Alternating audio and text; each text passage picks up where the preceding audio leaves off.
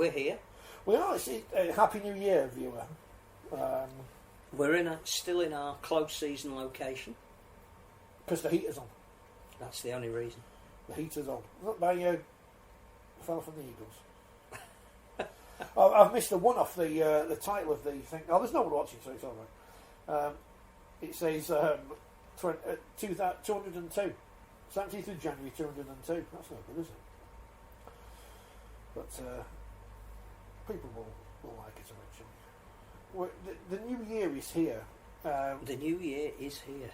It is the 2022 Rugby League season, brought to you by COVID-19 and vaccinations, but not for everyone, well, obviously, which is a shame. But we are back in our home of Monday nights. We're not giving this slot for the Championship, are we? I don't think. We're going to be don't tell them. We're just going to be here. Unless they want to offer us a shed load of cash not to compete. Well, yeah, I mean, I think we'll be finished before their games, won't we? I think so. I hope so. We might even be at some of the games. Might run out of things to talk about. Oh, I think we've had a comment. Live chat. Happy New Year from Switzerland. Karsten's here. Hello, Karsten. How are you? He's here. They're all coming in now. They've been waiting. Do you know what? I like a long off season. Yeah. I've seen a few people saying can't wait for the rugby to come back. It's been a while since we're really excited by the return of meaningful rugby league. We saw it a bit this weekend with the first round of the Challenge Cup. Not a huge fan of friendlies. I think people read far too much into them. It's there for coaches to have a look at some combinations, but really blood everybody and get them out of that. We're doing drills against ourselves. We need some physical contact. Don't read too much in. Not a huge fan of charging the public full fees to get into games that are essentially academy matches. You've got to get that balance right.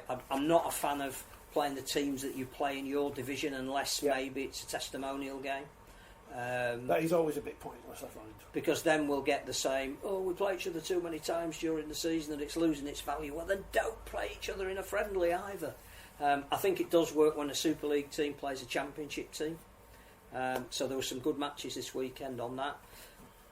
Very privileged to be at the launch of the Midlands Hurricanes when they were at York last week. This is not a Midlands shirt, but this is just it's Perth Glory, but it's purple. I like the colour. Which again served a great purpose to get the Midlands brand up and running in a great facility at York. The story of York is sort of 5 years ahead of where Midlands are now, but showed them what they could be.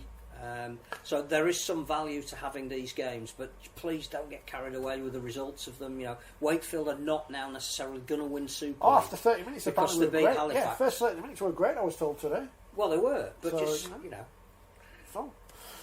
Gamble responsibly. Yeah. Gary says, when are you getting the full team back on board? Logistics. Eventually, everything, eventually.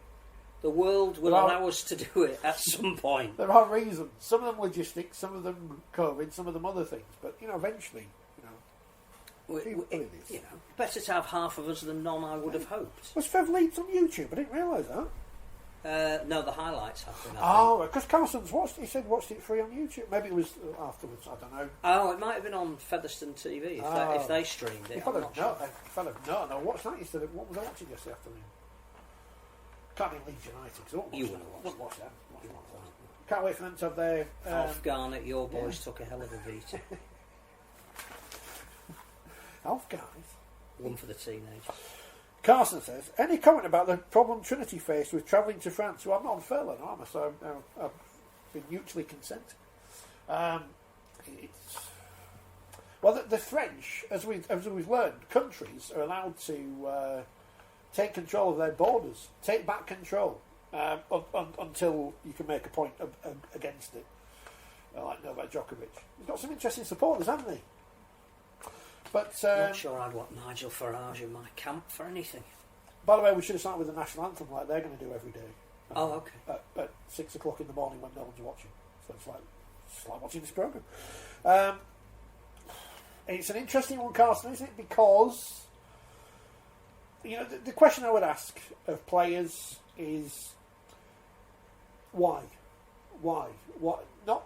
I don't. If you've got a genuine reason. And there are medical exemptions. Then that's fine. If you believe something your mate's told you that he saw on Facebook, that's not fine. And again, it's why you take supplements. We know all teams take supplements because they're all sponsored by supplement companies. We all know they put things in their bodies to make them better at being rugby players or whatever, or supposedly better.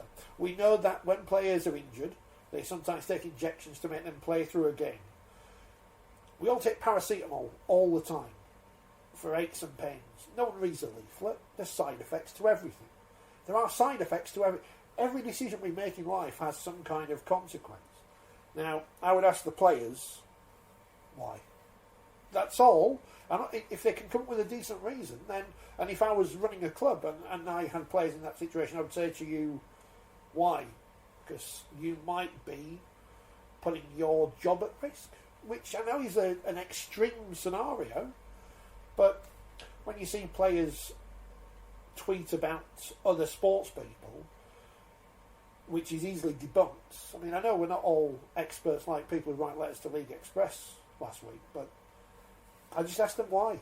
Not in any terms of, I know everything's politicised nowadays, but just why? With everything else that you do, why this? I think it's an issue for the clubs and not so much the game. I don't think the integrity of the game is necessarily questioned. I think it's how each club deals with whoever is in its club that it needs to deal with. Now, whether that means in future writing something into a contract, whether it means negotiating now on the basis of the fact that if you make a decision not to play that is non-rugby related, there is a provision that says you don't get paid for that game. I think the other thing about rugby league is it's a team sport, and I think again, you win, lose, draw together. So I think if somebody is putting the team in jeopardy, if they haven't got a reason other than a medical one to follow that line, clearly, I think that's the issue for me, that it isn't the integrity of the competition that's questioned. It has to deal with rules of the country it's going to play in. By the same token, I'm pretty sure that we've had clubs like New Zealand Warriors who have decamped to a different country for an entire year because that's what was needed to keep the competition going. It's not about the individual in the club, it's about the competition. I think I said before Christmas when some players at some clubs were tweeting things about footballers and whatever who'd collapsed or this and the other. I find it A, disingenuous, and B,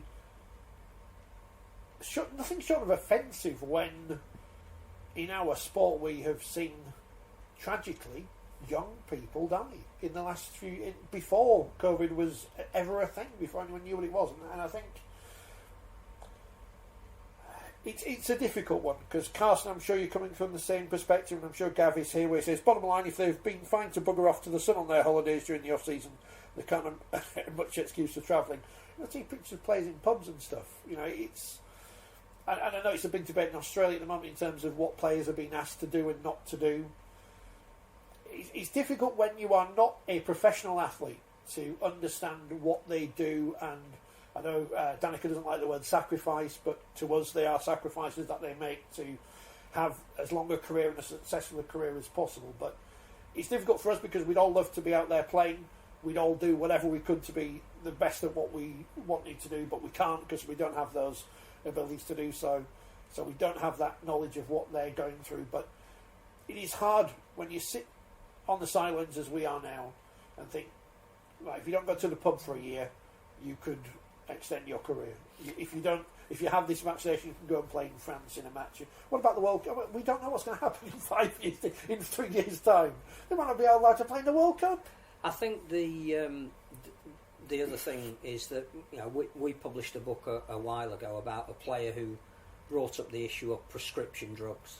Perfectly legal to be given them, they're on prescription, but if you become addicted to it, if it becomes part of your routine, if it affects your mood, your sleep pattern, all of that players are being asked to deal with on a day-to-day basis. There's not a lot of questioning of what goes on. It's deemed to be performance enabling rather than performance enhancing.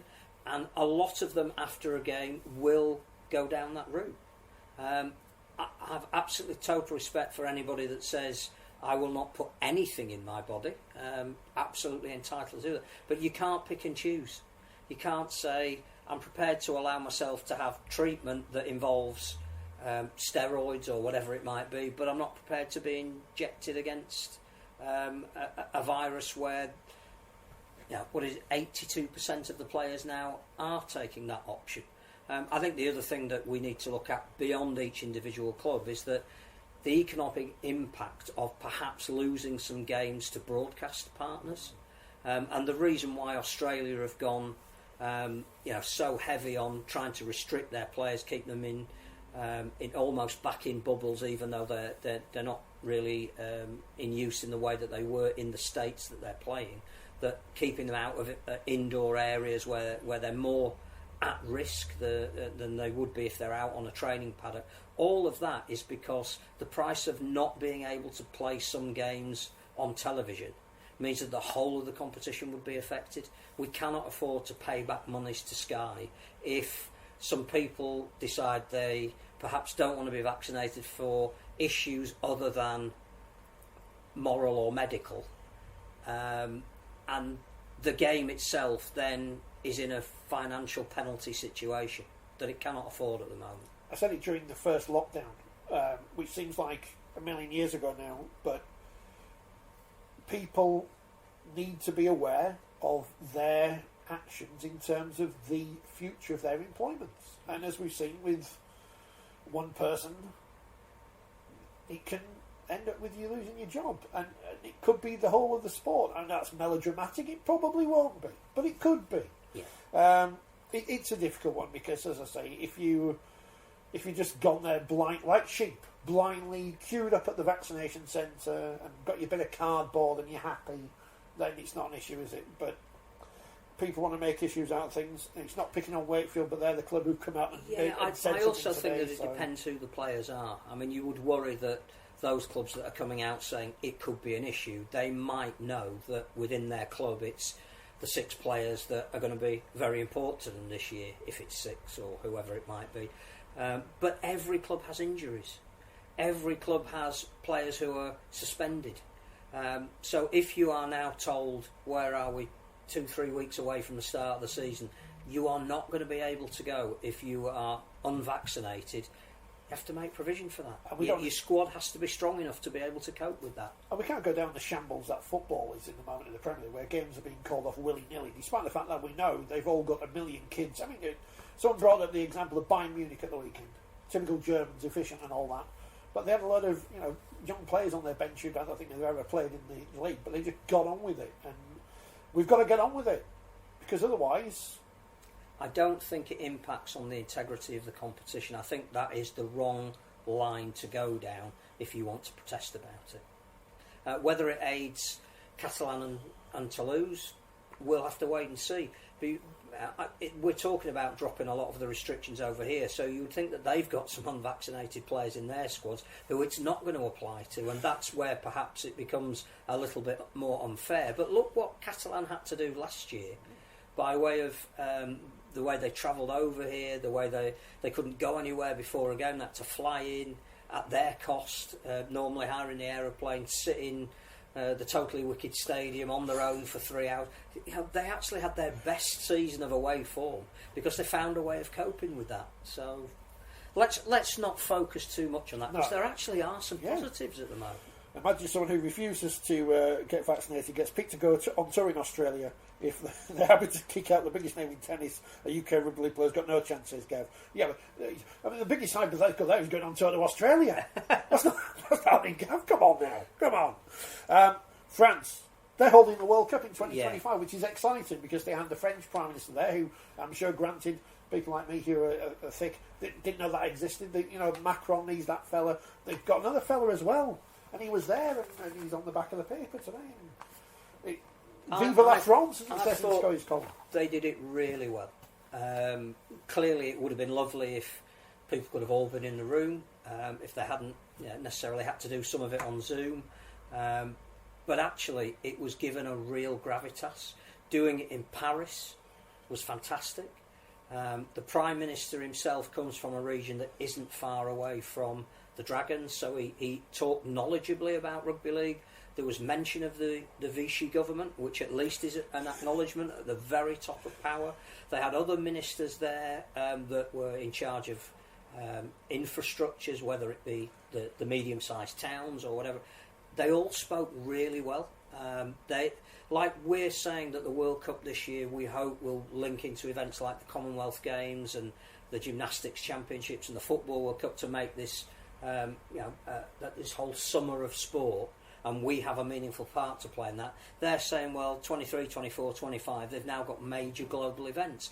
The infrastructures that they're putting in for the 23 event, for the Olympics in 24, and now the Rugby League World Cup in 25, they're going to trade off the back of that. They're talking about social impact and cohesion, and again, the fact that this first time ever there'll be 4 World Cups. And Youth World Cup is a really exciting concept. We haven't got the full details of that yet. Is it going to be just men, 17 to 19? Is there going to be a women's element to that as well? But the fact that there could be 128 games, you've seen the initial maps, which are not set in stone because there's been lots of host bids, but it's not just in the south of France where rugby league is strong, it's throughout the nation. If we can pull this off, and there genuinely is government support, which is why it was so important to have the Prime Minister accept the bid on behalf of the nation, the second most important man in the country in terms of politics, it is exciting. And this story of the Dragons winning the Challenge Cup, then becoming league leaders, then getting to a grand final, Toulouse now being in Super League, the likelihood, although not yet signed, of at least a 1-year TV deal to supplement the finances of all of the Super League clubs. You would hope on the back of that maybe a decision would be made about Toulouse and perhaps protecting their position because it's for the benefit of the competition as a whole. Leading in now to a World Cup, a second World Cup in the Northern Hemisphere, which again gives the chance for the game in this part of the world to have that spotlight on it for a little bit longer. That all of that is actually a good news story that we can play to. So I think the announcement of the World Cup in France and the manner in which it was done was absolutely superb. The Trent Robinson came on, spoke in beautiful French, and they translated him into English. Happy birthday, Steve Mascot, who mentioned yesterday, I think. Oh, yesterday. Apologies. He's hungover today, having had his birthday in the pub yesterday. I don't know why we haven't had Steve on the podcast. He's on everyone else's podcast. But we'll get. I did promise him before at the party last year. I said we'll get you on, Steve. But he's not launched his book properly yet. Well, he's launched it and he's going to relaunch it. Yeah. It's out there. I've got a copy. I've got a first edition. That must be worth at least. I tell you what, I did buy off eBay a pile of rugby league books, which I've got a couple of them, but also including Rugby's Great Split, which is. Great book. Which is a great book to have. That was in the Barnsley College Library back when I was a student. Wayne Bennett, he's backed it. Express, has hailed the World Cup returning to France in 2025 as a masterstroke for the sport and its future. And he could be inspired by a possible curtain gift. Well, England jobs on box, I guess. One thing I would say as well is that the IRL, who clearly own the World Cup, looks as though, on the basis of how it's handled the postponement of the 2021 version and what we're now going to get, hopefully, the world permitting in 2022, bigger, better, bolder, stronger, fitter, faster, whatever it's going to be. You only need 3 words, that's how you do whatever it is. And the fact that they championed France and have pulled off, together with Luke Lacoste and his bid committee, the announcement that it's going there. Actually, they have come out of this really well as well. I think there is a sense that international rugby league is starting to mean something again. The right words are being spoken by the right people. They've got a very eloquent chairman. You would hope that the money that is the profit that is gained at the end of the 2021 World Cup this year will be sufficient for them to again have resource behind them as well as well intentioned. But I do think that after everything we've been through, And we must laugh at the world rankings as well. What's happened to the world? Are they Australia fourth, dropped to fourth, lowest they've ever been. If you don't play, we will survive without you. But I do think International Rugby League and the comments of people like Wayne Bennett, Trent Robinson, just been elevated a little bit by this whole episode. And as we've always said on this programme, it has to be the pinnacle that you start at. Is it in the? I assume there's a 4020 style guide. I've not seen it, but is that officially referred to now as the 2023 event? Is that what it's called? I refuse to mention it. Yeah. They stole the name, so I'm not going to give them the publicity. Well, that's why I got accredited for the 2015 event, so I could just go and eat some food and watch some not very good rugby.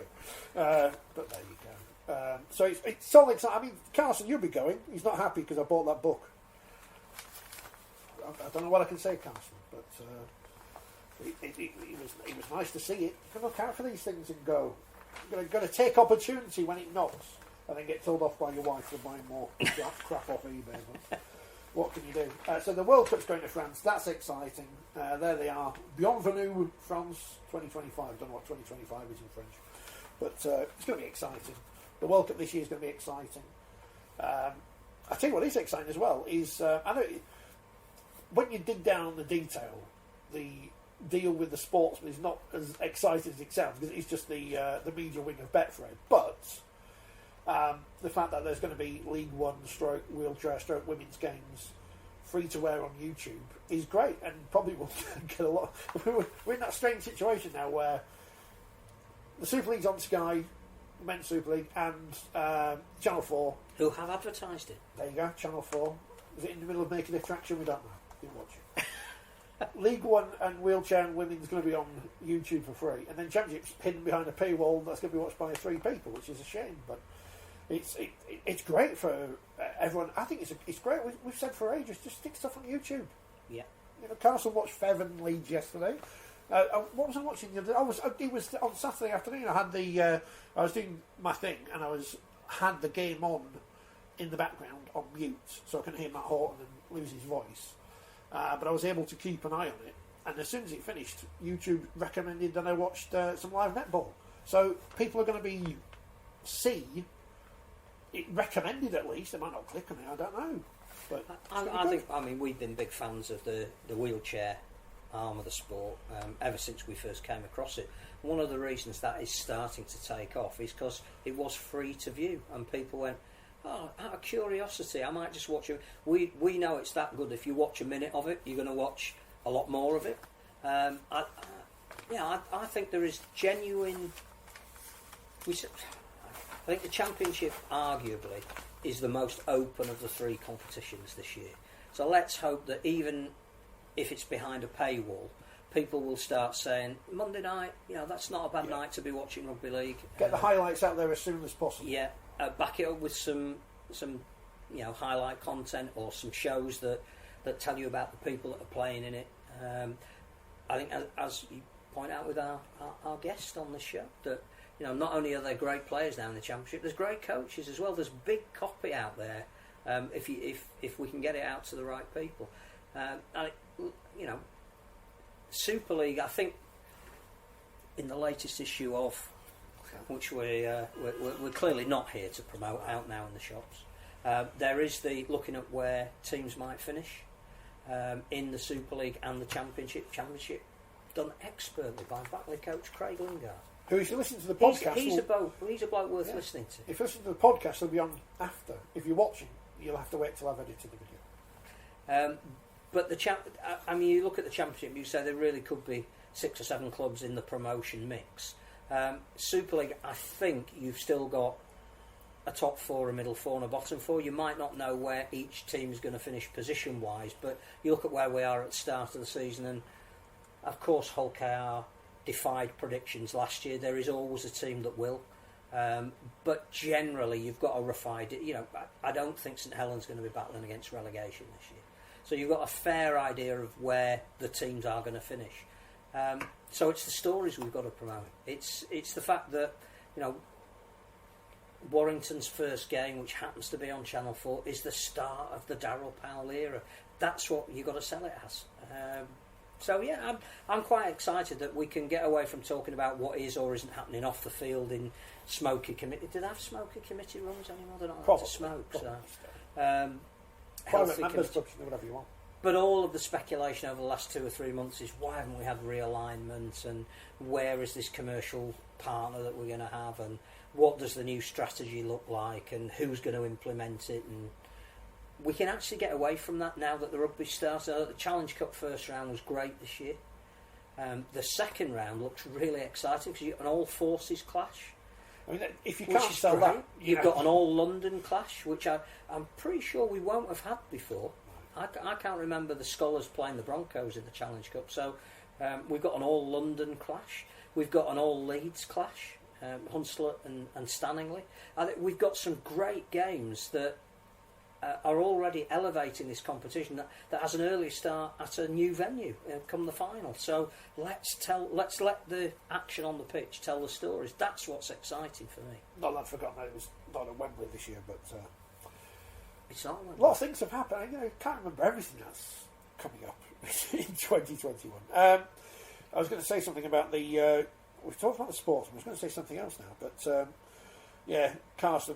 He's happy. Carson, you want to come back because put in your diaries, viewers. 15th of February, day after Valentine's Day, we're going to be back live in person somewhere.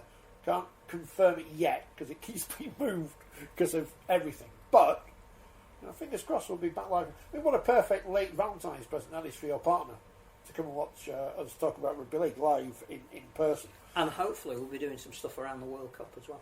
Fingers crossed. Hopefully this will be another exciting year of content. I mean, you've already watched the video about the shirts. I know you all enjoyed that then. And your quiz unboxing. The quiz. Christmas Day. Christmas Day. Excitedly, Wakefield Trinity women have signed ladies have signed some players this weekend, which is exciting. And we've got 2 players in the student squad. And the 31-woman England performance thing was announced last week. And someone we actually spoke to last year, Kira Bennett's in there, which is good. There's big boots to fill of Lewis Vassell's at Leeds, but York have got new owners. Yes, and that impacts on their women's team because again, clearly they obviously are one of the most forward-thinking clubs when it comes to offering season tickets. That includes both arms of the game. Safe to say they've recruited. But when you look at some of the, Holly Dodd and Tara Jane Stanley, I think their last 2 signings. You can't question the quality of either of those 2 players. So, I genuinely am excited with what we might get on the field this year. You're laughing. No, I'm just. Huddersfield. What about Huddersfield? They've got their first women's international. Yes, Shona Hoyle. Yeah. Warrington are signing players. Yeah. Wigan doesn't look like a signing. Barrow signed some players. It's all exciting. No, what's it, Carson? I'm just looking work till the end of March. I hope to get back in the summer. Oh, I'm sure we'll do something in the summer, Carson. Well, I hope so.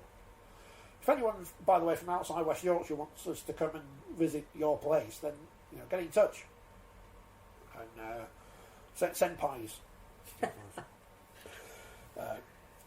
Gav, come on! They've recruited most of the Cass team now, but Cass have got a new coach now, so they have. But it's the quality of the recruitment that's. Well, it's going to be difficult because obviously Salford played their first game of the weekend against Swinton. So that's another couple of teams who, there's more women's teams being set up all the time. So it's going to be interesting where all the talent comes from to fill all these spots. Well, and Wales and Ireland played their first women's international. Now they're talking for the French World Cup of having 16 teams in each competition. Well, at the moment there are probably 14 women's teams registered, 2 of which have maybe played 1 test match. Again, it's an area that we need to. So Africa, if we're going to talk about another region that has real potential, both for men and women. I have to applaud Salford for the link that they've got with Ghana, sending not just kit out there but expertise and inviting some of the Ghanaians back over to Salford. All of those kind of links are exactly the kind of thing that will move the game forward and are exciting. I don't know if we have any Salford fans watching us anymore, because I know they got upset when we tipped them not to win something once, and their kit this year is awful. And it is the worst of the lot because the sponsor doesn't fit properly. Very, very hard to predict how individual players are going to go before you've seen how they integrate in a team. But one of the guys I am really looking forward to seeing this year is Brodie Croft. I think you look at the systems he's been through. If he actually could be equivalent to what Jackson Hastings did for Salford, and I hope he does. I think it's crossed because their fans need to move on from Jackson Hastings. My only worry, and it's not my worry, it's their worry, is where they're going to be playing after this year. And you know, the thought that they gave up the Willows to move to the AJ Bell because facilities determined that that's what they needed to do, and they may end up back at Moor Lane, which is nearer the Willows than the AJ Bell. That would be sad. Steve says, any news on Wakefield and Cassaver's new ground? Well, not Cassaver's, but Wakefield. It's going. It's happening. Probably. Done another statement April, today. Did they say? So, you know, don't know who the Secretary of State will be by then, but it's all exciting. It's not been called in for jurisdiction by the Secretary of State, which means it moves further down the road of you can start work. Gav says, they'll be back for our pitch next. I mean, they wouldn't want the stands. I got in trouble for tweeting something like that. Gav? Well, no, from York watching. I'll get banned. Well, I did email. I didn't reply to an email I sent last week, so I don't know. We don't have toilets, we have bravery pits at the jungle, says Gav. Actually, as Gav is on, the big question is, what is he expecting the style of his team to play? Hashtag new Cass era in the Lee Radford. You know, is there a concern among Cass fans that it goes from being the classy Cass under Darryl Powell or classy Cass Mark II because he's from the area, understands exactly what the DNA of it is, how you need to approach playing the game, and Lee Radford, who seems to have recruited big players across the backs and the forwards. Hashtag conservative Cass. But with a small C. But is it... probably a big C as well. You know, do the Cass fans want entertainment or success or a combination of both? Can you have both? I'd rather have success than the other one. I'd rather win Super League winning 1-0 every week. I mean, that'd be great. Can you imagine the fun? But no, it'd be great. Carlson says, great fishing by Caitlin Beavers in the Challenge Cup. No mistake and always on the point. She referees games over. Have you not further in Women's Super League? I think the other thing about that is a great story, and you don't want to put pressure on a referee by making a big deal about who's refereeing. But had the media perhaps known that she was going to referee that game a little earlier, some of the previews and profiles and those stories around the edge that elevate your sport. You know, in what other sport would a current women's international be refereeing a Challenge Cup game? That is a really, really good story. And again, I know it's all to do with appointments and not putting additional pressure on her, but we need to tell stories like that. We've missed the boat on that before, haven't we, when she refereed at Wembley? Yeah, we need to. And if she was great, then and the cameras were on her, I don't think she would worry about people knowing in advance that she was going to officiate. This programme is not anti-Castleford. Dennis has been on.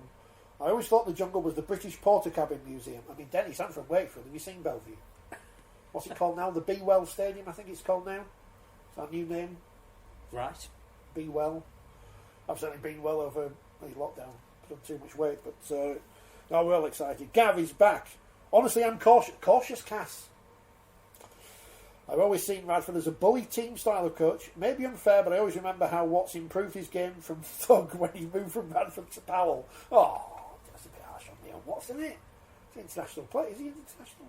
He has to. Well, he's been in the squads. Okay. Yeah, I'm sure he's played for him. Paul McShane, captain. Here's the great... I mean, our friends at the Hypothetic Rugby League podcast, here's the one for you. What if that deal hadn't have happened? What if Scott Morris stayed at Cass and Paul McShane had stayed at Wakefield? What would have happened? We still would be in Bradford. Well, I don't know what happened to Paul McShane or Scott Moore. Well, no, we don't know what happened. So yeah, I am invoking common law I don't know if you saw this on I saw your tweet. So it's not because now we can do it. No, we can do it now because you can go. Like I've seen these people go to the vaccination centres and say, "No, I'm closing you down." So I'm invoking common law and the Magna Carta and getting 1968 overturned. And while we're at it, Neil Summers try taking it all back. So if there's any results you want changing from the history of rugby league, let us know. We can't change it, but we're more than happy to send a load of emails to Ralph and say, "Can you turn up at where are the rugby league these days with a sheet of paper going, we are entitled." I was there protesting outside Red Hall for our points back in England. Red Hall now a hair transplant. Yeah, fine, and everyone's done what you'd expect, which is great. Nothing like predictability. So we're getting a third group running rugby league. Is it going to be like Rugby League Enterprise and it's our jumpers? Yeah. But I think that was always part of the plan. I'm not sure. The marketing arm of with all the properties of the game in one place. So you are a potential sponsor or commercial partner, and you walk in and go, "What can I have?" It's not, "Oh, we'll go and see him over there if you want that, and her over there if you want that." It's like, "What do you want? Here are our portfolio of products. You can have some or all of them, but just deal with us." So yeah, that makes sense. That was always part of the deal. I think it's just as a company how it's structured as to who owns how much of which, but that's not really a surprise. Now, one thing that they are going to have to approach, one assumes, because if there's anything we know about Barry Hearn, he's quite smart. He's got an OBE. Is that the same as Kevin Sinfield? What did he get? He got one now. Sir Kevin Sinfield, sorry. And you may have noticed or not, because you get told off talking about darts, that they're moving their sponsorship profile from bookmakers to not bookmakers. The same people that sponsor the World Cup. Because who offer the World Cup and Everton and all the other things they sponsor. So that is obviously something that we are going to have to.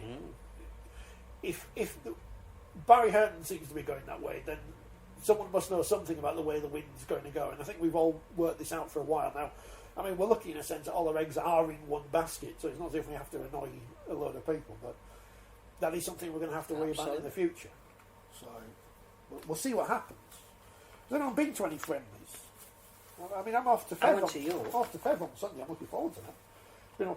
Last time I think I was at Fev watching Wakefield's Men was, as referenced on social media, was the day Michael Korkinos made his debut and got sent off for punching someone, and a legend was born.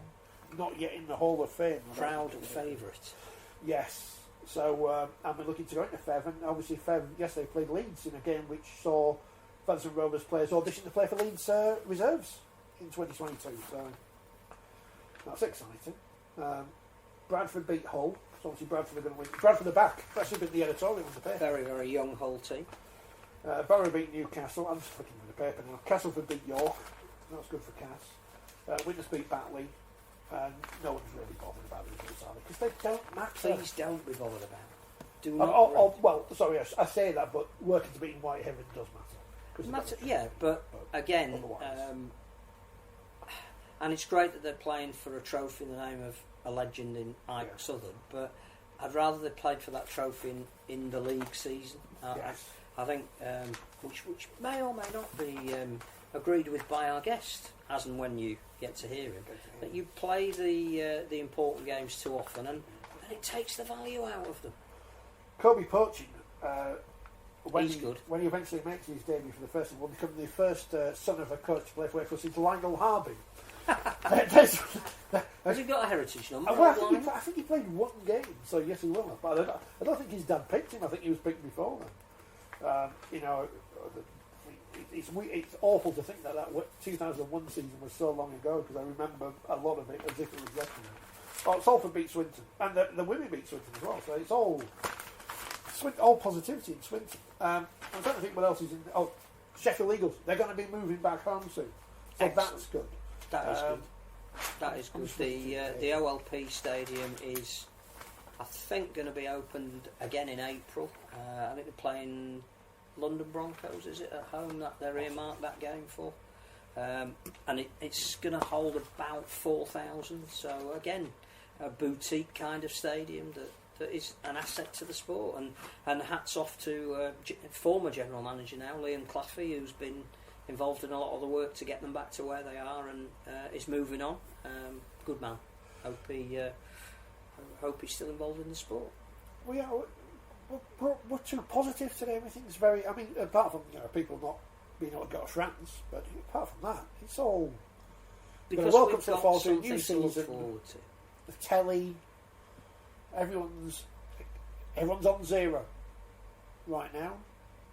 A couple of weeks' time, might be. And I think there are some really interesting questions about how teams are going to perform. I mean, how are Hull going to go? Who finished the season so poorly last year?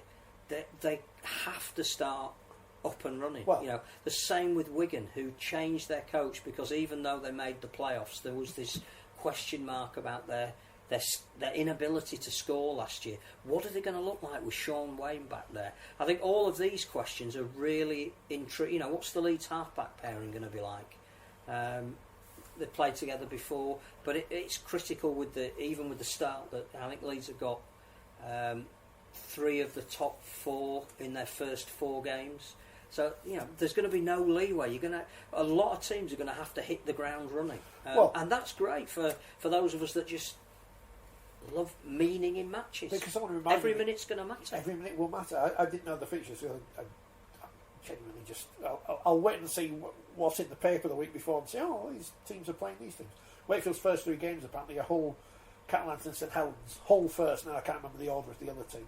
So if Wakefield go to Hull and win, or I don't even know where it is. If Wakefield beat Hull, then the pressure's already on Brett Hodgson. There you go, in your goldfish bowl in Hull.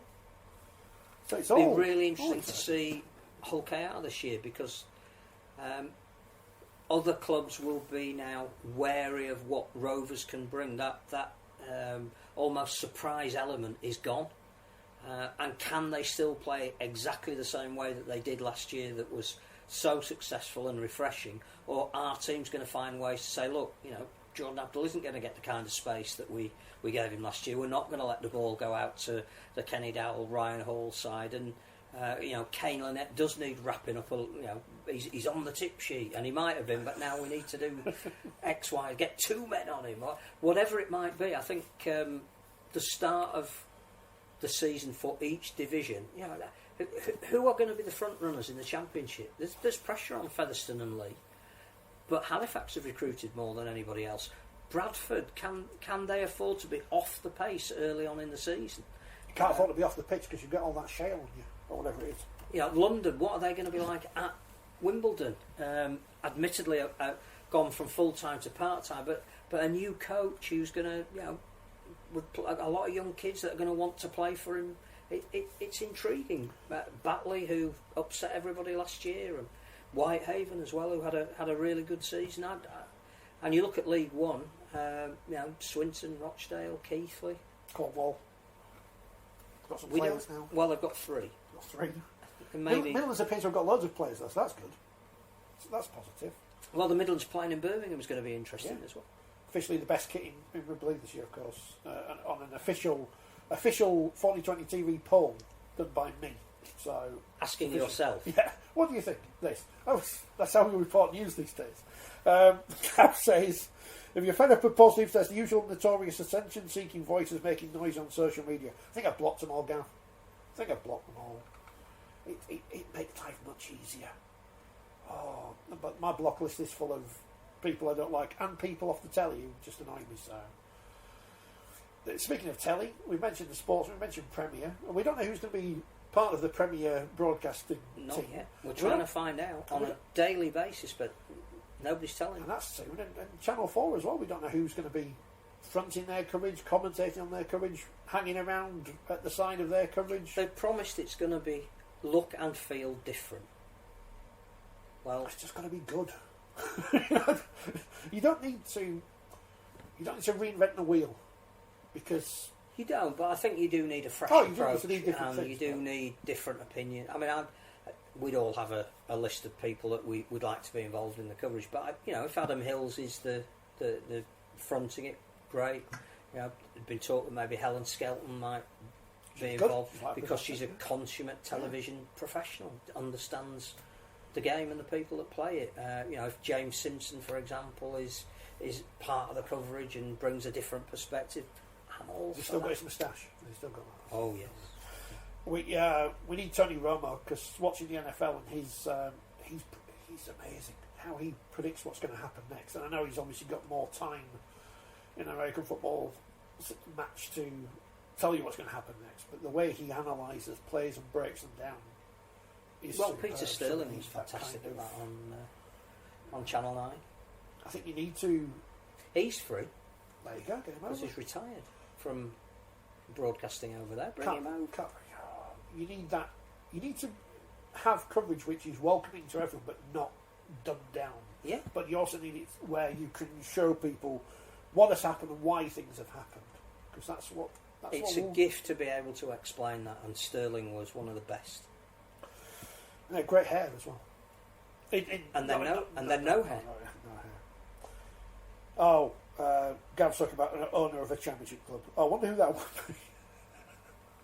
It's not about He's administrators, though, is it? He's not blocked on the list. It's not about administrators. That's what we were told. What was that?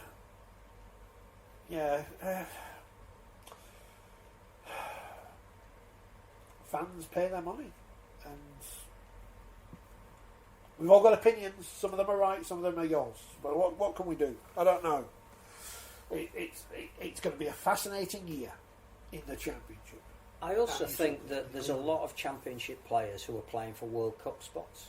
So for nations like Jamaica, Greece, even Samoa, who look on paper as if they really could be up there.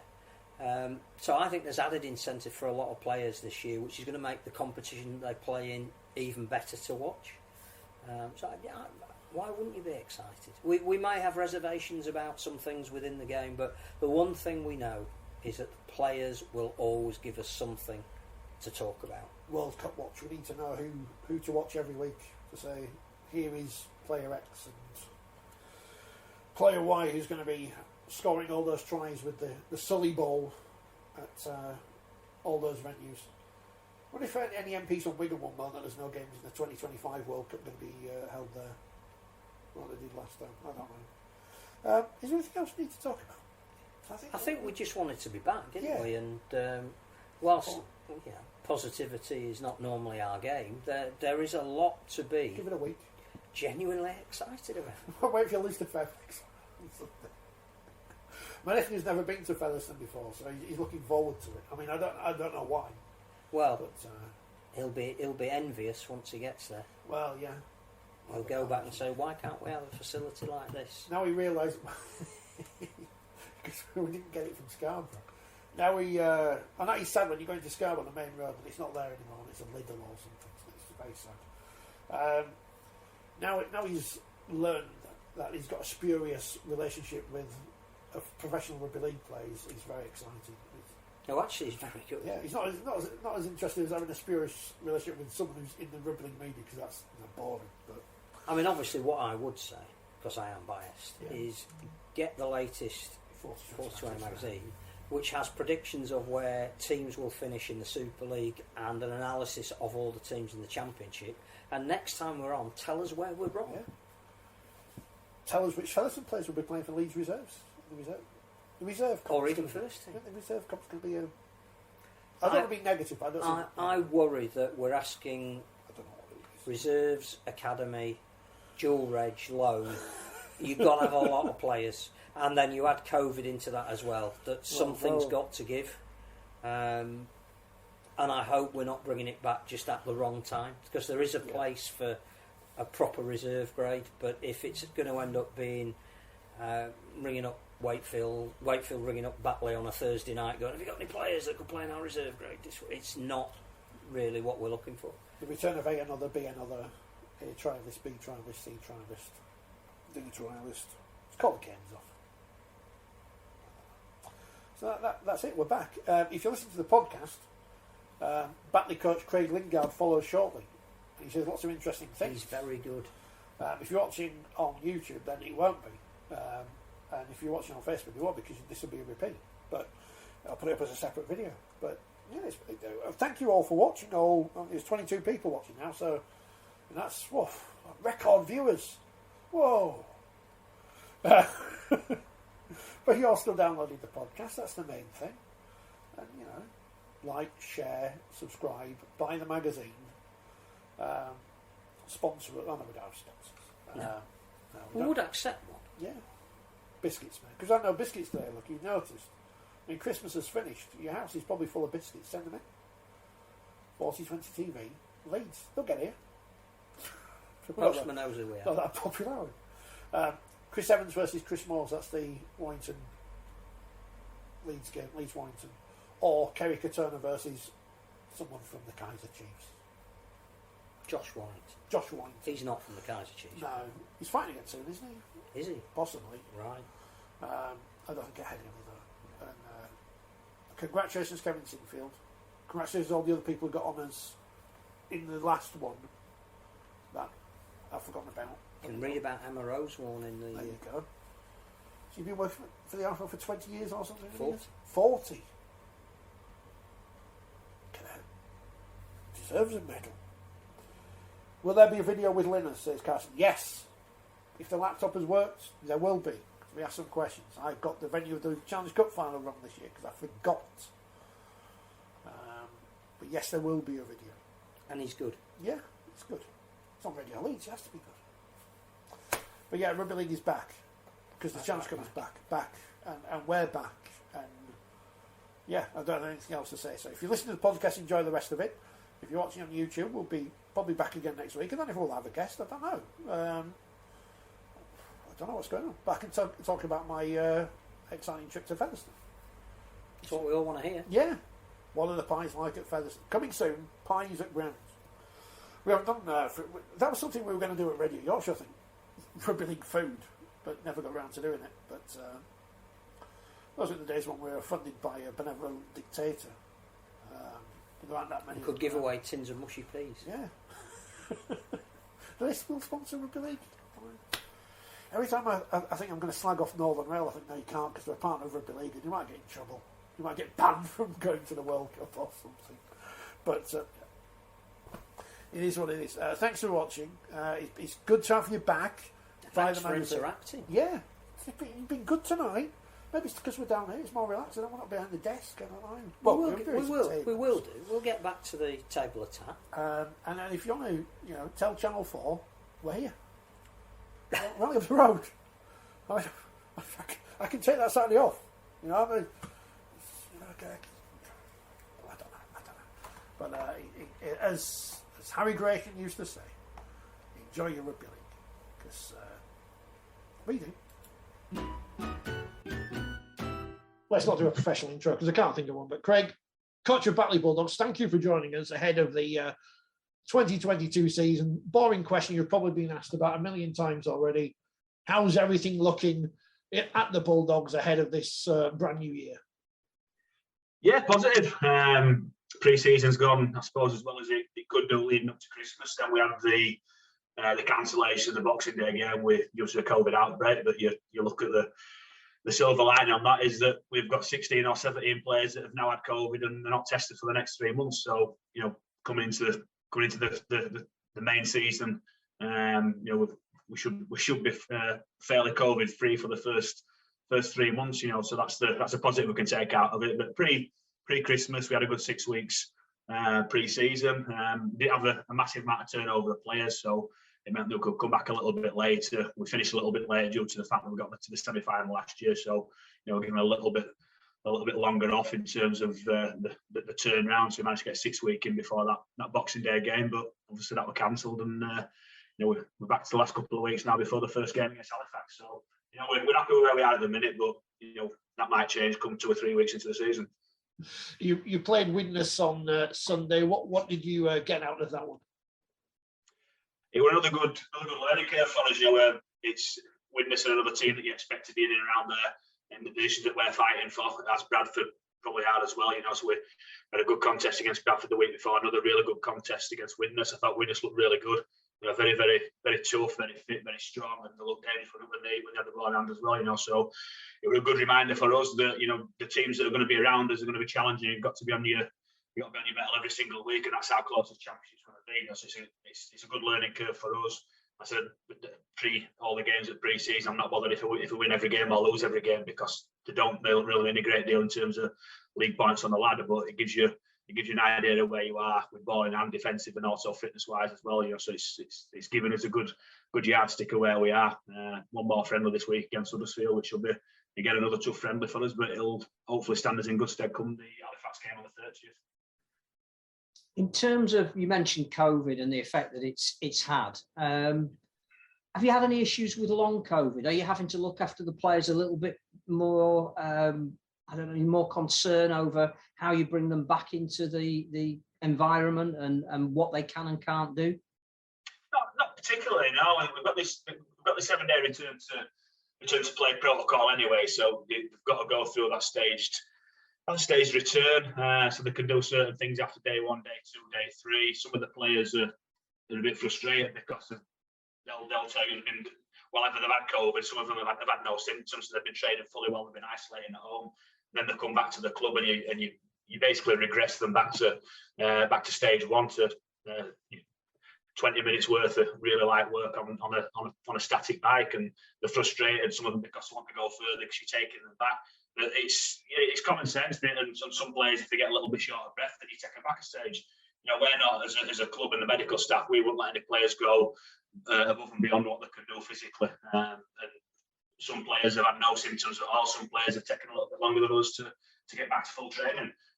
So it's a little bit common sense, and we're guided by the player and also the medical staff. That they'll let us know where each player is in regards to when they can train fully and when they can't train.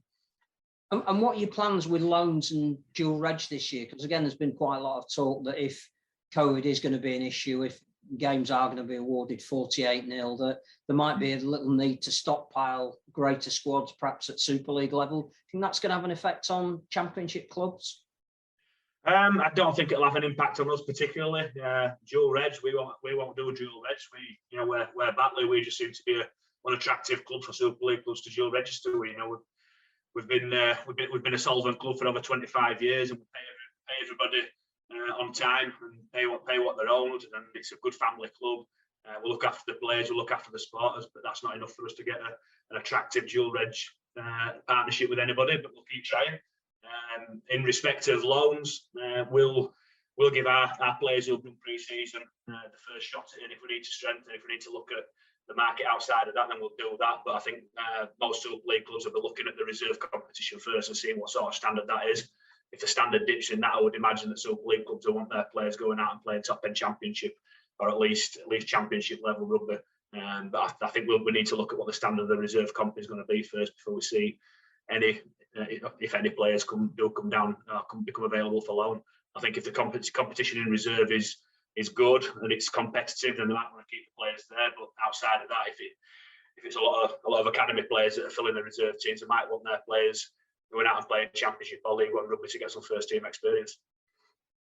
The other thing I suspect, and you've very kindly written about this in our latest magazine, is the Championship this year, again, looks like the most competitive of the 3 divisions. And that when you were going through looking at the respective challenges, probably, what would you say, 6, 7, maybe even 8 of the teams in the division got a realistic chance to think that they may just be up there come playoff time and pushing for promotion?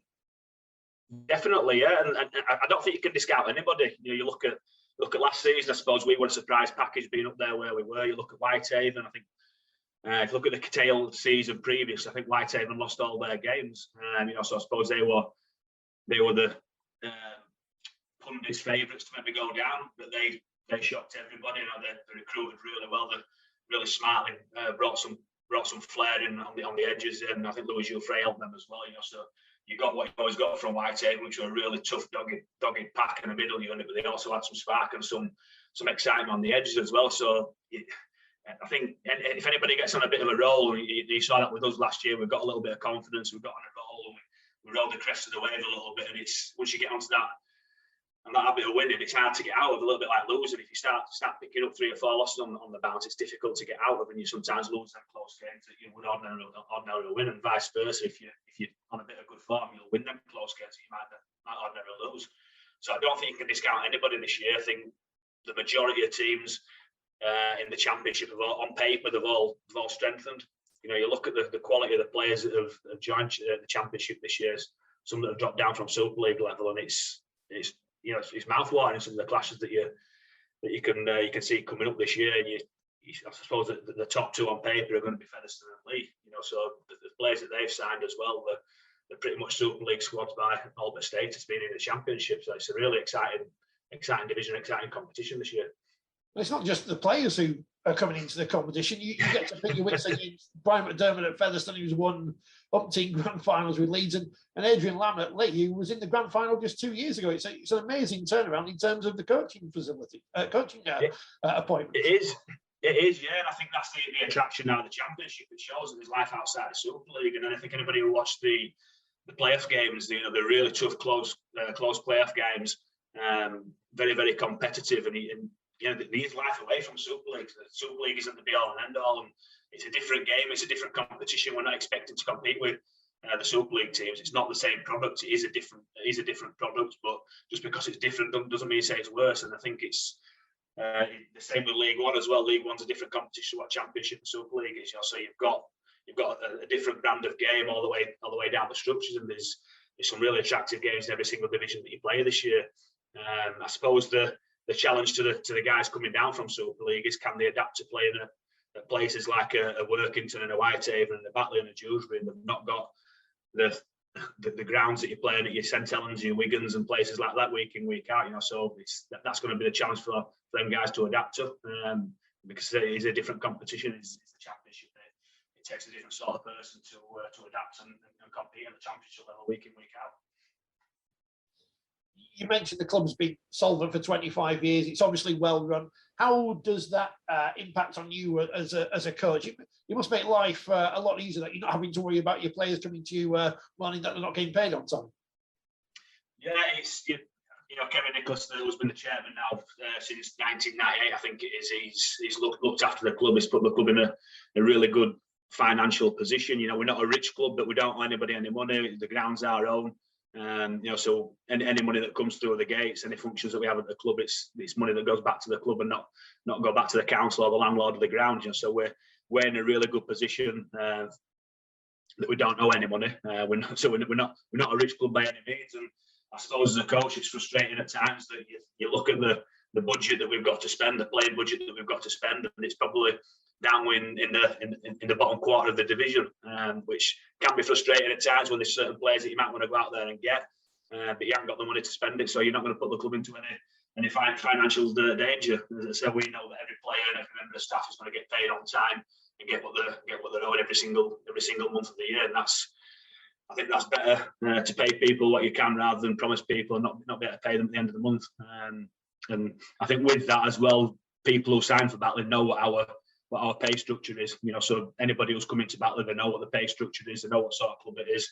So it's got to be the right individual that comes to a club like Batley. They've got to be hard working, they've got to be honest, they've got to be humble, and they've got to buy into the family feel of the club, because everybody's involvement at a club like Batley matters, whether it's the programme seller, whether it's a car park attendant, the person who's making the teas, the kit man, the director, the players, the coaches. Everybody's input matters, and that's why a club like Batley is really successful, and people like coming to Batley. You touched on something as well about there's more players now dropping down to a part-time level, and that might be a bigger issue for the game as a whole. Should we be concerned about that? It's fantastic that we're going to see some players like Nene McDonald and Joey Laylu are playing in the Championship, but there are quite a few Super League players who've decided to play part-time these days. Yeah, I think the game's maybe a little bit of a crossroads, and it maybe needs to decide where it's going to go. You're seeing a lot of players that are mid to late 20s now that are dropping out of the Super League game because they're not making the money that's going to make them financially secure to retire once they finish playing. We're not playing Premier League or Championship football where people are earning thousands and thousands of pounds a week. So when they get to 32, 33-year-old and they're dropping out of the full-time game, they've got another career. They've got to find another way to make money. And I think some people now are getting the realisation that at 32, 33-year-old, if you've not made enough money to retire, you've then got to start working. And it might be in a job that you're earning £18,000 or £20,000 a year, which it's not great. But if you can join a job, get a job now that's earning 20 grand a year, 22 grand a year, as well as earning some decent money playing part-time rugby, you can earn more money than playing full-time rugby. So that benefits a part-time game, the Championship and League One. But for the strength and depth of the game and the future of the professional game in England, I think it's pretty worrying. Hopefully the TV deal now, where we're getting some free-to-air games on Channel 4, it might increase the attendances in terms of the viewing figures, and maybe increase a little bit of interest in the game, which might then give us a little bit more TV money for the next Sky deal, or whoever comes in, whether it's going to be a streaming company or the BBC or Channel 4 or Channel 5, whatever it might be. So we need to get the game out there, which it's happening this year. There's a lot of games going to be streamed this year, whether it's Championship, Super League or League One. I think that's going to be really important for us to secure a real good financial package next time round. One of the people who will be showing games is Premier Sports. You'll be on Monday nights, your competition, and your good selves will be seen as well. Good thing for the Championship? Yeah, I think it is. As I said before, I think the Championship's a really good product. The more people see it, the more people it can hopefully attract. And even Super League clubs, if they're not playing, can we get their supporters to come and watch us on a Monday night? That's what we want to do, and try and get as many people there as we can. And I know people say it's not a cracking night on Monday night, because people have got to work on a Monday and then go and play rugby, then work on a Tuesday morning. But I don't care. I'll play at midnight on Tuesday night if I have to. If it gets a game out there so people can watch it, we'll make them sacrifice so people can watch games, because that's what it needs. We need people watching the Championship. We need people watching as much rugby league as we possibly can. Obviously, the Championship is the bread and butter, but we've seen 4 teams now over the past few years get to Wembley in the 1895 Cup. How important would that be to the club to have a run to Wembley? It's been a while since Batley have been there.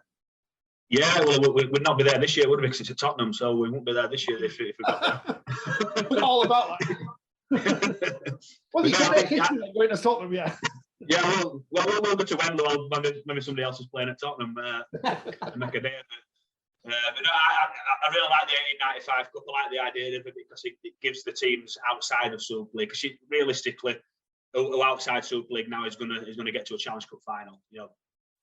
With the exception of Leo full time now and Featherstone, who have got the players that they've got, you wouldn't really expect anybody else to make a serious challenge to get to a Challenge Cup final. So I think anything that gives the players and the coaches and the fans the opportunity to get to a big occasion, we're going to grasp that with both hands. It's something that we're certainly going to go out and try to aim for. We're not going to use it as an extended pre-season friendly like some clubs might do.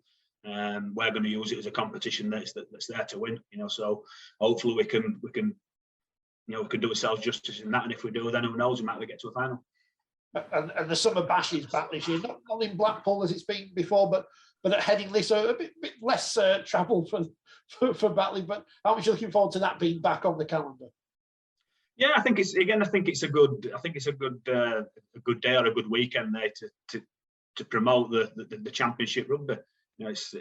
Get all the games on TV on a weekend, and it's something else there for fans to see that's different to watching Super League week in, week out. And yeah, it's not a Blackpool, but it's a field, it's a rugby field, isn't it? It's a game of rugby that we've got to win. That's first and foremost, that's what we're concentrating on, is trying to get 2 league points. And if we can get a lot of people there in the ground and let them have a good day, and the rugby league can promote it and get a lot of people there, then the atmosphere gets better, and players want to play in front of big crowds. So hopefully we can get a lot of people in there, and the players can experience playing in front of a few thousand people more than what they would do normally. And just going back a little to the value of the 1895 Cup, one of the great successes for the Bulldogs in recent times was winning the Northern Rail. How much did that mean to the club? How much did it trade on the back of that? What sort of civic pride was there for the town as a whole? And how important was it to get you to where you are today as a stable Championship side? I think in respect to getting us where we are financially, I don't think the club maybe gained a lot out of it financially, but it's the day out, and it's a success that clubs like Batley don't normally get, and that's what the 1895 Cup will bring to clubs like us. That you've got the you've got the opportunity to have your day in the sun, and the people like Kevin Nicholas, who's been involved in the club for years and years and years, who are a supporter of the club from being a kid. So it's not just something he's done since 1998. It's been his life. So the reward that the personal reward and gratification for somebody like Kevin, that's put a lot of time and a lot of money and a lot of effort into the club. It's reward for people like that, and the supporters that have followed home and away through thick and thin, and particularly with Batley, we've not over recent years, apart from the Northern Rail Cup and the Transpennine Cup in 1998. The days in the sun are few and far between. So it's for a club like us, for a small club like us, it's massive to have these sort of days, and that's why we'll be doing everything we can in the 1895 Cup to try and get to that final, because for the supporters and the people that put a lot of time and effort into the club, it's invaluable to keep them involved and keep them interested and just reward them, really. I guess one of the other things is a phrase that's been bandied a lot by the RFL moving forward is return on investment, which isn't just about how you perform on the field. Batley are a classic example of that. Your role in the community is massive, and I know that you do a lot of stuff behind the scenes as well as coaching the first team. Batley means a hell of a lot as a club to the people of that town. It does, yeah. There's, I think if you go back maybe 5 or 6 years, and I think the club maybe realised a little bit that we've got a facility up there that's, for all intents and purposes, 95% of the week it's not used. So we wanted to try and get it out there to the community and use it. And there's lots of different groups that come up there now. We have special education needs kids that come up and they do the cooking up there, and you've got coffee mornings and memories clubs and other community groups that use the gym and all sorts of stuff that go on up at the club now. So there's always something going on at the club, and as you say, it plays a vital part in the local community and integrating different people from different cultures and different faiths and trying to work together, and all the stuff that's really it's a focus in society at this moment in time. It's all going on at the club, and I suppose as a club, and for the return on investment, we're not necessarily rewarded for that, because a lot of your return on investment is how many Twitter followers that you get and how many Facebook followers you've got and how many things on social media go on. So it's not necessarily something that I suppose as a club we're particularly great at, because again we're relying on volunteers and club directors that do all that sort of stuff. We don't employ a media person because we've not got the money to do that. So I suppose we're a little bit behind the times in respect of how we promote the club, and we could do it a little bit better. I guess everybody can do that a little bit better, and it's something that we really could look at other clubs, like York. York have done really well over the last few years in promoting the club and promoting the games and promoting the club to the people of the city of York, and that's something that they've done exceptionally well over the last few years. But as I said, where we are at the minute financially and as a club, we don't employ a full-time or part-time media manager, all done part-time with other people around the full-time jobs. So return on investment on that side of things we can maybe improve, but we're doing what we can with the local community, and the amount of people that come into the club now during the week that haven't got an involvement in rugby league, or there's no the actual activity that's going on up there during the day is nothing to do with rugby league. It's quite large now, so that's something that the club can be proud of. Well, we talked about dual registration in terms of players and learning places. Is that something else where perhaps Super League could help in terms of infrastructure off the field? I don't want to put more work on Super League club media people. I know they get everything thrown on them that's nothing to do with their job, but is that something where perhaps the sport could do a little bit more for clubs like yourselves who don't have the money there to spend on people to do exciting graphics on social media or whatever? No, I don't think so. No, I think it's each club's individual responsibility to do that themselves. We don't rely on handouts, and as a club, it's what we need to do better. So we don't want to be relying on Leeds Rhinos media giving us some free work. It's something that we've got to do. We've got to develop as a club, and we're trying to get bigger, we're trying to get better, trying to raise more money. And again, looking at different things that are going on at the ground is we've got permission from the council this year to hold some concerts up there. There's a beer festival that's going to be going on there. So we're looking at as a club at different ways to get different people to the club that aren't involved in rugby league, because I don't believe there's a great deal of money in rugby league now, so we need to attract finance from other areas, and what we've got up there, like I said, we've got our own ground up there. We're not reliant on the council, we're not reliant on landlords giving us permission to do stuff at the ground.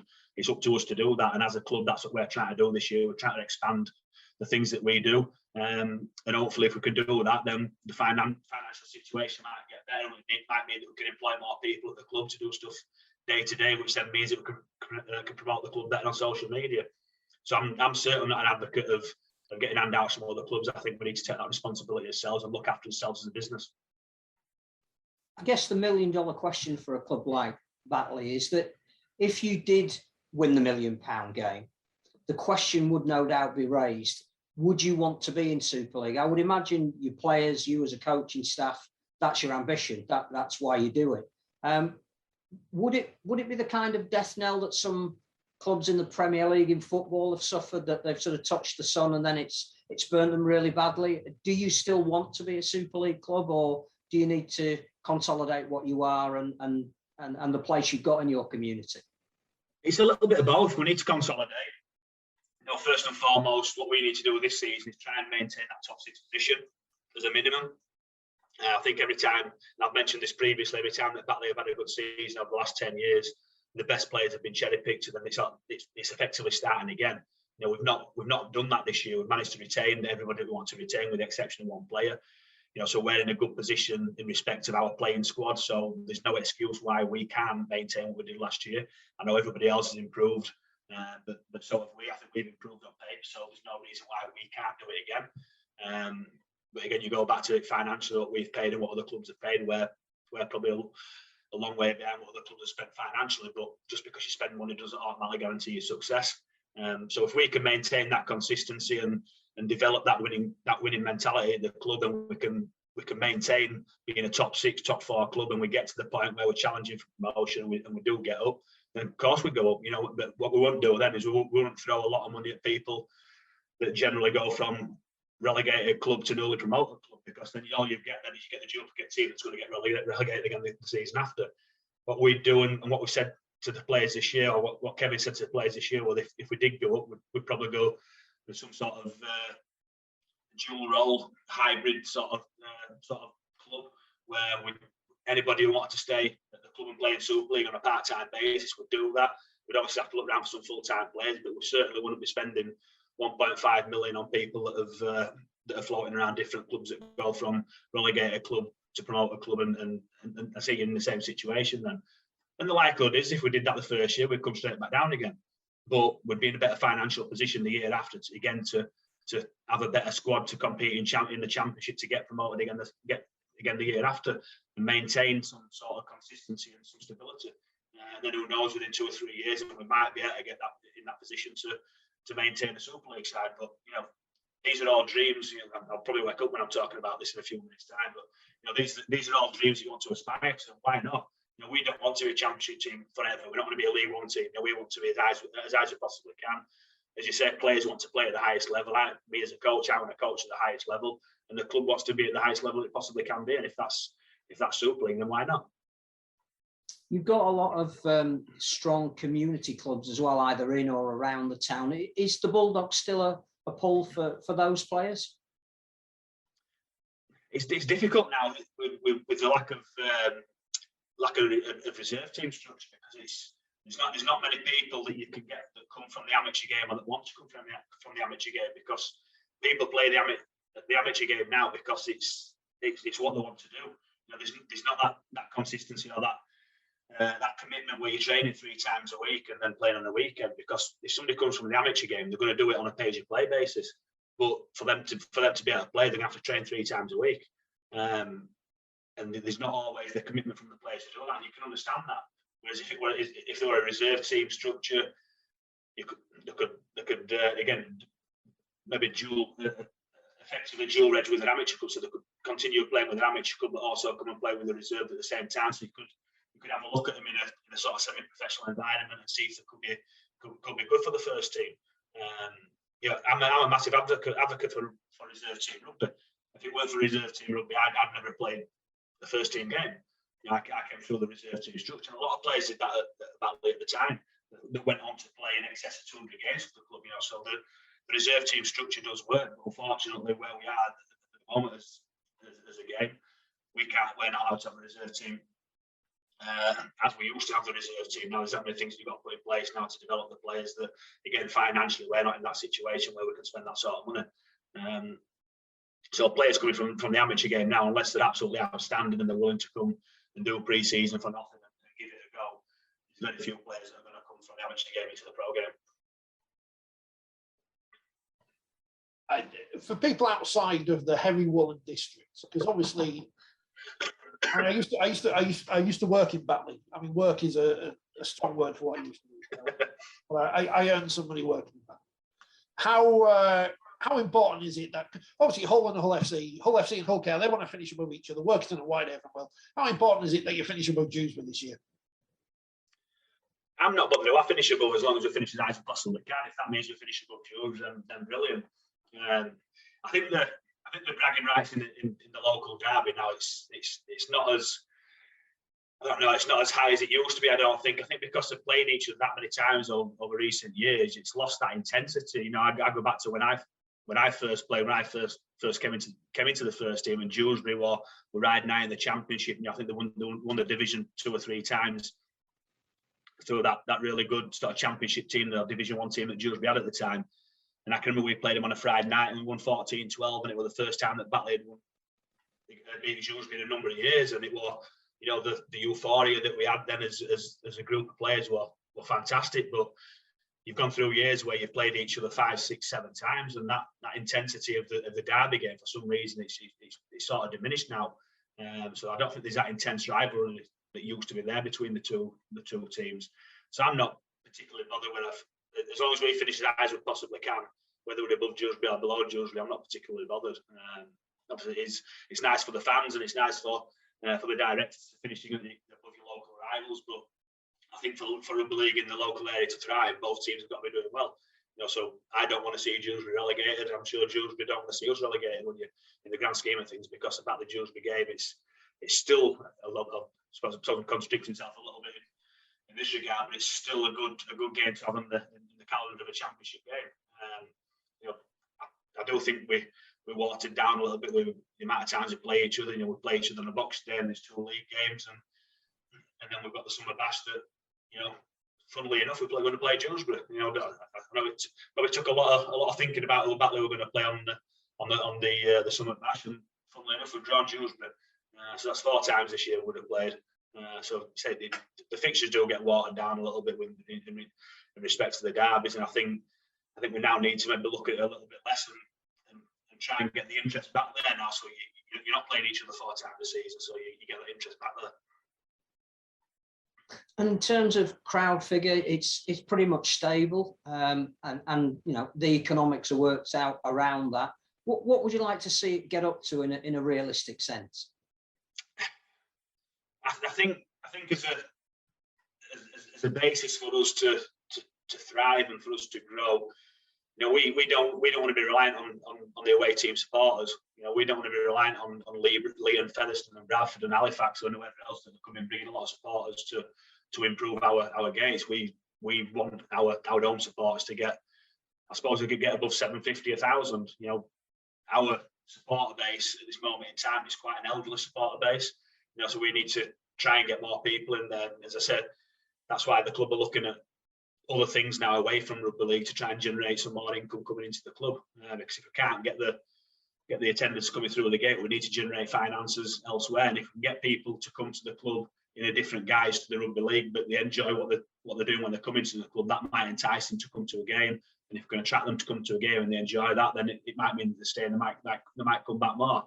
I think over recent years, with the success that the club's had in 2010, 13, 16 and last year as well, we're doing all we can on the field to try and be successful, but it's not really generated any great increase in crowds. But again, going back to what I said about teams like York, where they've been really good at promoting the game and getting people in the ground, maybe that's something that we need to improve and do better. But well, if we've not got the people there that we're employing to get people into the ground and focus on that promotion, it's something that might not get better. So it's maybe you've got to speculate to accumulate, to spend a bit of money on somebody to try and get the people back into the ground and generate that interest and generate them attendances getting up. But you know, I suppose it's the chicken and egg scenario. You spend the money on somebody to try and get people into the ground. If they don't come, then it's money wasted. But you can't just expect people to turn up because they've not done that for the last 20, 25 years. You've got some political support as well. Kim Ledbetter is a big fan of what you're doing in the community. It fits in with obviously the Joe Cox Foundation. Is that an area that you think you can exploit a little more to the benefit of the club? Yeah, potentially. We did a lot of work as a club with Joe Cox, obviously before what happened to Joe, and then with Kim since. So we've got real good relationships with the family and the Joe Cox Foundation as well. And we do a lot of work as a club and the foundation of the club as well. Do a lot of work with the Joe Cox Foundation in the community.